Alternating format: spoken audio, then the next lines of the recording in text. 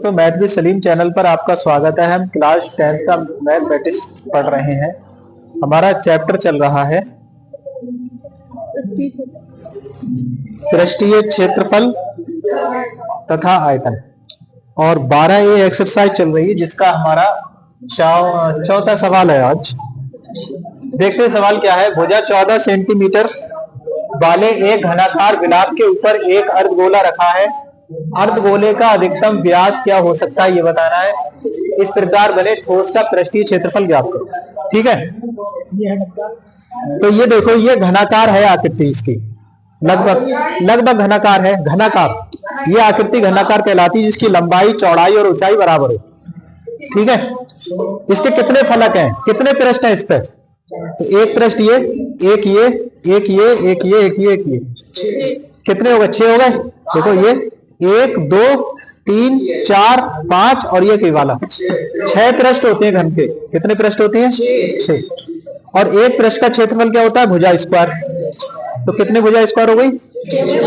तो इस घन का क्षेत्रफल हो गया 6A स्क्वायर। अगर भुजा हमारी मानी A, भुजा अगर हमारी A है तो इसका क्षेत्रफल क्या हुआ? पृष्ठीय क्षेत्रफल। बोलो, इसका पृष्ठीय क्षेत्रफल क्या हुआ? 6A square. अब ये कह रहा है कि इस वाले घन के ऊपर हमने एक गोल गुंबद बना दिया है ना, आधे गोले का गुंबद बना दिया। जानते हो गुंबद? ठीक है, अर्धगोला बना दिया इसके ऊपर। तो जब ये अर्धगोला इसके ऊपर बन गया इस तरीके से, तो उसका व्यास कितना हो सकता है अधिकतम? तो व्यास अधिकतम वो होगा जिससे ये पूरा पूरा घेर ले। कितना बराबर होगा व्यास? इससे ही पूरा पूरा। और ये कितना घेर सकता है? पूरा, जितनी इसकी भुजा होगी, धन की भुजा होगी उतना ही घेर सकता है। यानी कि जो अर्धगोला होगा उसका व्यास अधिकतम कितना हो सकता है? घन की भुजा के बराबर। तो पहले का आंसर ये हो गया कि अर्धगोले का अधिकतम व्यास क्या हो सकता है। तो उत्तर हो गया इसका अर्धगोले का अधिकतम व्यास यानी 2R बराबर होगा घन की भुजा। घन की बराबर होगा घन की भुजा। घन की भुजा, और घन की भुजा कितनी है? 14। यानी 2R का मान 14। ये हो गया आपका पहले का आंसर, ये हो गया। अच्छा, यहां से त्रिज्या निकाल लो फिर। 14/2, 2 सत्तू 14। तो R का मान कितना आया? 7 सेंटीमीटर घन की भुजा आ गई। समझ गए? अच्छा, एक पे आपने गोल गुंबद रख दिया तो ये वाला तो घिर गया, तो कितने बचे? 5। यानी जब एक घिर गया तो अब पृष्ठीय क्षेत्रफल आएगा 5A स्क्वायर। ये तो आ गया। और एक वाली जो भुजा पे अपने जो वृत्त रखा, अर्धगोला रखा, उसका वक्र पृष्ठ क्या होता है? हाँ, 2πr स्क्वायर। तो प्लस 2πr और स्क्वायर और जुड़ जाएगा। समझ गए? देखो 5 तो ये हो गए और एक अर्धगोले का 2πr स्क्वायर और जुड़ गया। तो ये किसका हो गया? ये पूरे है ना, मैं गोले गुंबद सहित पूरे का क्या हो गया? पृष्ठीय क्षेत्रफल। समझ गए सवाल? चलिए करते हैं सर।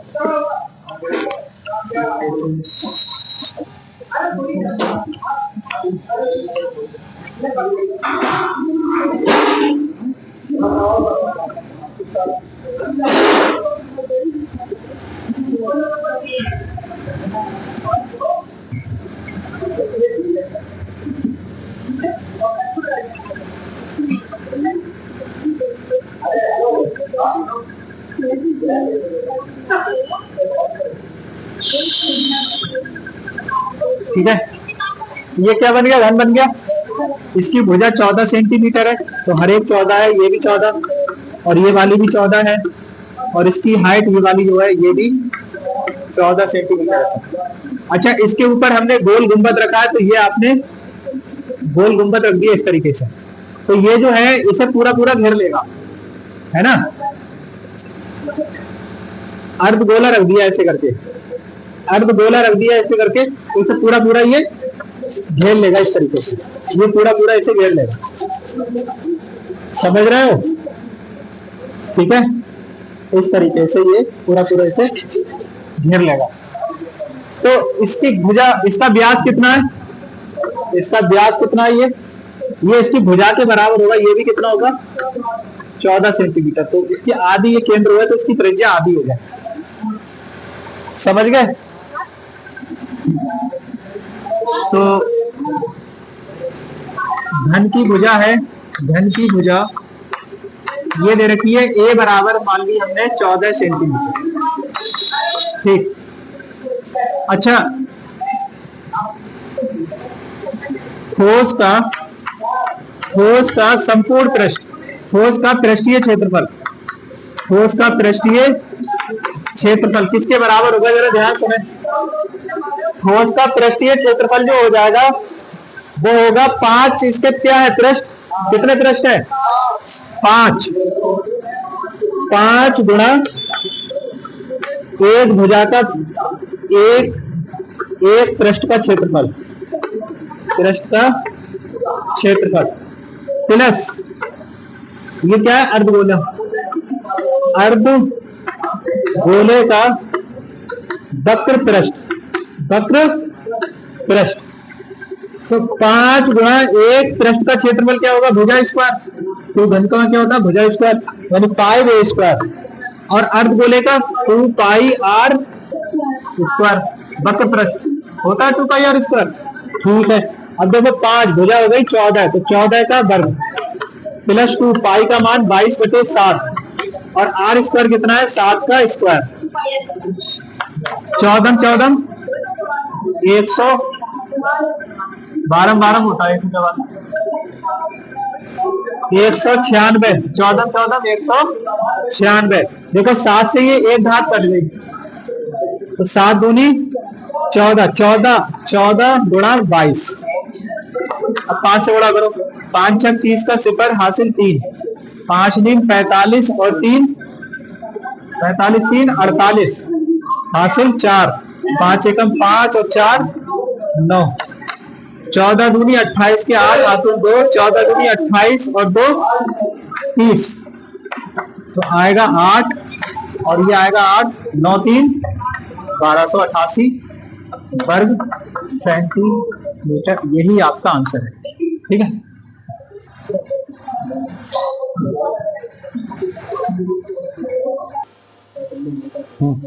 देखिए सवाल है, कोई बर्तन एक खोखले अर्धगोले का आकार का है जिसके ऊपर एक खोखला बेलन जड़ा है।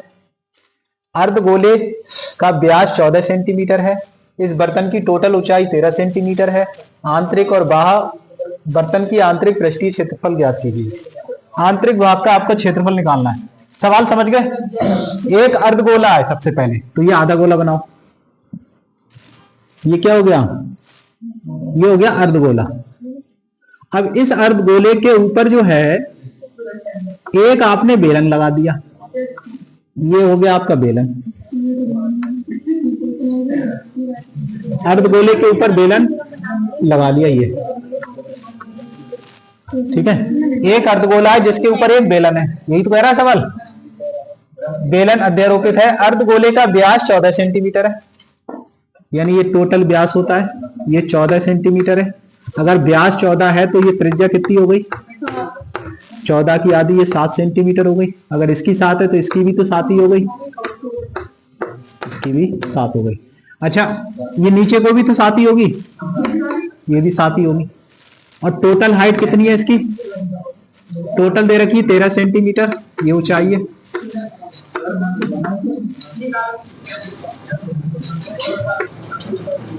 तेरह सेंटीमीटर की कुल ऊंचाई है। अब मैं पूछूं आपसे, बताओ इस बेलन की ऊंचाई कितनी है? इस बेलन की, इसकी ऊंचाई कितनी बताओ, कौन बताएगा? टोटल 13 में से ये अर्धगोले की जो त्रिज्या है इसे माइनस कर दो, यानी 7, तो कितनी बचेगी? बात 13 में 7 घटे 6 बची, तो ये 6 सेंटीमीटर क्या हो जाएगी? इसकी ऊंचाई हो जाएगी लंबवृत्तीय बेलन की। ठीक है, तो हल करा रहे हैं। देखो यहां से सबसे पहले व्यास है आपका, व्यास हो गया 14 सेंटीमीटर। तो अर्धगोले की त्रिज्या, अर्धगोले की त्रिज्या, तो ये आर हो गई आपकी व्यास की आधी 14/2 यानी 7 सेंटीमीटर। अच्छा, बेलन की त्रिज्या, बेलन की त्रिज्या, बेलन की त्रिज्या, बेलन ने इसे पूरी तरीके से ढक लिया है अर्धगोले को, यानी कोई भी हिस्सा खाली नहीं, पूरा ढका हुआ है। इसका मतलब है इसकी त्रिज्या भी कितनी हो जाएगी?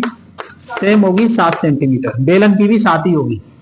आगे सुनो, कुल ऊंचाई जो है वो क्या है 13 सेंटीमीटर। तो हम यहां से निकाले बेलन की ऊंचाई। बेलन की ऊंचाई कैसे निकालोगे बताओ? बेलन की ऊंचाई टोटल ऊंचाई में से घटा दो, आधार की त्रिज्या 7 तो बचेगी 6 सेंटीमीटर। समझ गए? टोटल आ गया। अब आप इसको क्षेत्रफल निकालना है, पृष्ठीय क्षेत्रफल। बताओ इसमें क्या क्या है। एक तो बेलन है, बेलन का गोल भाग का क्षेत्रफल यानी वक्र पृष्ठ 2 पाई आर एच है ना, और अर्धगोले का अंदर का क्षेत्रफल pi R square 2 pi R square. अंदर का क्या होगा गोल गोल 2 पाई आर स्क्वायर, दोनों जोड़ लो 2 pi R H plus 2 pi R square. बस आंसर आ जाएगा किसका? इस पूरे बर्तन का आंतरिक पृष्ठ का क्षेत्रफल हो जाएगा। तो लिखेंगे बर्तन के आंतरिक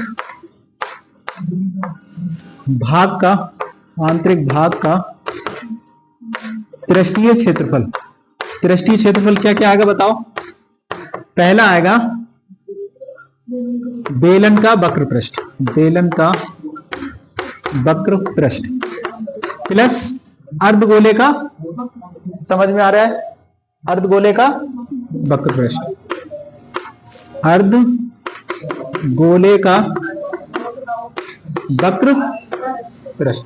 मतलब ये गोल गोल भाग का लेना है, ये तो खाली है ना सब, गोल गोल भाग का ये पूरा खाली है अंदर से।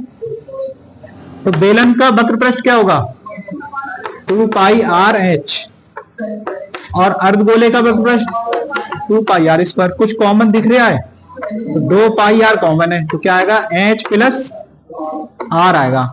चलो 2 पाई का मान 22/7 और आर का मान 7, एच का मान 13 और आर का मान 6, नहीं एच का मान 6 और आर का मान 7। समझ गए? ध्यान से। 7 से 7 कैंसिल, 2 दूनी 4, 2 दूनी 4, 7 6 13, 13 चौका 52 के 2 हासिल 5, 13 चौका 52 5, 57 वर्ग सेंटीमीटर।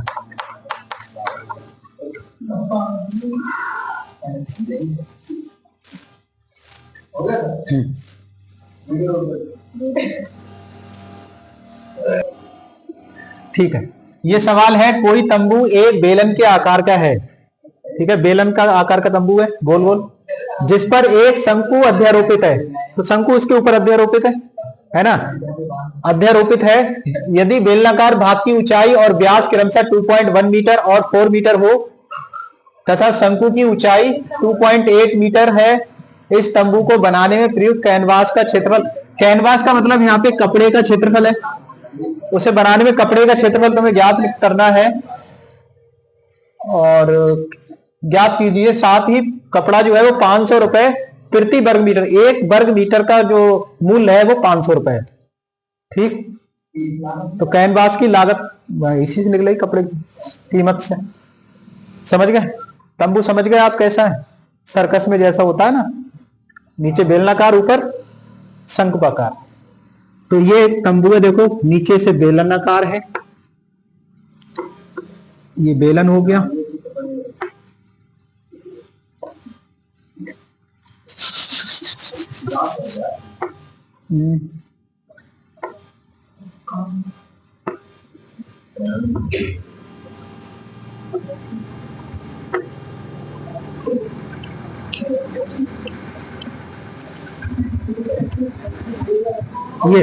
ये है तंबू ऐसा, नीचे बेलनाकार है, ऊपर कैसा है शंकुआकार।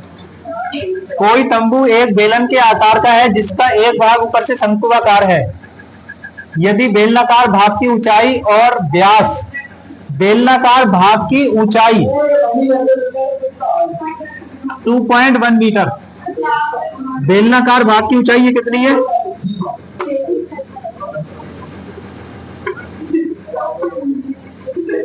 2.1 मीटर आता है। बेलनाकार भाग की ऊंचाई कितनी है 2.1 मीटर, और व्यास कितना है देखो, व्यास यानी कि यहां तक का ये टोटल, ये व्यास हो गया यहां से यहां तक कितना 4 मीटर, ये व्यास हो गया 4 मीटर है व्यास। शंकु की ऊंचाई 2.8 मीटर है। शंकु की तिर्यक ऊंचाई, कैसी ऊंचाई है? तिर्यक, यानी ये वाली ऊंचाई जो है आपकी 2.8 मीटर। शंकु की तिर्यक ऊंचाई कितनी है? शंकु की ऊंचाई 2.8 मीटर है। पाउस करना। देखो, इसकी जो तिर्यक ऊंचाई है वो 2.8 मीटर है। इस तंबू को, हाँ तिर्यक ही तो है, देखो ना, शंकु की तिर्यक ऊंचाई भाई साहब 2.8 मीटर है, तो तिरछी ऊंचाई L। क्षेत्रफल ज्ञात करवा रहा है। एक बात बताओ, ये गोल गोल कपड़ा बनाने में कितना क्षेत्रफल लगा होगा? इसका वक्र पृष्ठ 2 पाई आर एच। बेलन का वक्र पृष्ठ क्या होता है?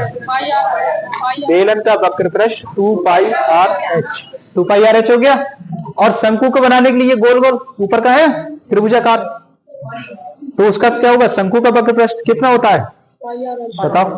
पाई आर एल। कितना होता है? पाई R L. 2 pi R H ये और पाई आर एल ऊपर का, तो दोनों को जोड़ लोगे तो किसका हो जाएगा? पूरी आकृति का, ठीक है, इस पूरे तंबू का। तो हल कर रहे हैं। बेलन की ऊंचाई, तो ये एच हो गया 2.1 मीटर। आधार का व्यास बताओ, तो 2r बराबर हो गया 4 मीटर। तो r कितना? 4/2 यानी के 2 मीटर। त्रिज्या ये हो गई आपकी त्रिज्या। L शंकु के लिए देख लो, ये था बेलन के लिए, अब शंकु के लिए देखो। शंकु की त्रिज्या ये भी कितनी है? 2 मीटर, सेम ही होगी। और तिर्यक ऊंचाई L कितनी है? 2.8। आधी हिंदी में लिख दी, आधी हिंदी में, चलो सही है। अब आगे सुनो, 2.8 मीटर तिर्यक ऊंचाई हो गई। तो तंबू बनाने के लिए कपड़े का क्षेत्रफल है ना, कपड़े का क्षेत्रफल। कपड़े की जगह आप कैनवास भी लिख सकते हो, कैनवास का क्षेत्रफल, ठीक है। कपड़ा या कैनवास का क्षेत्रफल क्या होगा बताओ? तो ये होगा बेलन का वक्र पृष्ठ प्लस शंकु का वक्र पृष्ठ। बेलन का वक्र पृष्ठ कितना होता है? तो होता है 2 पाई आर एच और शंकु का पाई आर एन। कुछ कॉमन दिख रहा है? पाई आर दोनों में है, तो इसे कॉमन ले लो, तो यहाँ बचेगा 2h और यहाँ बचेगा n। देखो यहाँ 2h बचा और यहाँ पे n। पाई का मान 22/7 होता है और r आपका 2 है। 2h h ये देखो 2.1 और l वो है 2.8। 22 दूनी 44 हो गया, बटे में 7 आएगा, गुणा 21 दूनी 42, 4.2 प्लस 2.8। टोटल करें 44/7 गुणा 8 2 10 का 0 हासिल 1 4 2 6 और 1 हासिल का 7। 0.1 के बाद अब ये दशमलव के बाद 0 ये बेकार है, तो 7 से ये 7 कैंसिल। 44 वर्ग मीटर ये आया कपड़े का क्षेत्रफल। कैनवास का क्षेत्रफल पूछता तो हमारा ये आंसर हो जाता, लेकिन उसने पूछी है कीमत। क्या पूछी है? कीमत। तो देखते हैं, 1 वर्ग मीटर, यहां पे लिख लो कीमत क्या है? कीमत है कपड़े की, कैनवास की कीमत, कैनवास की कीमत क्या है? 1 वर्ग मीटर की लागत कितनी है? तो ये है 500 रुपए। 1 वर्ग मीटर की लागत है 500 रुपए, मतलब 1 की 500 है, प्रति वर्ग मीटर है ना, तो 1 की लागत कितनी है? 500। तो इतने वर्ग मीटर की लागत कितनी होगी? 44 की। तो 44 वर्ग मीटर की लागत कितनी हो जाएगी पता है तुम्हें? अरे एक की 500 तो 44 की कितनी, 44 से गुणा कर दो इसकी 500 की, तो 00 तो आएगा ही आएगा। 5 चौक 20 का सिपर हासिल 2, 5 चौक 20 2 22, 22,000 रुपए ये कपड़े की कीमत होगी। उतारिए।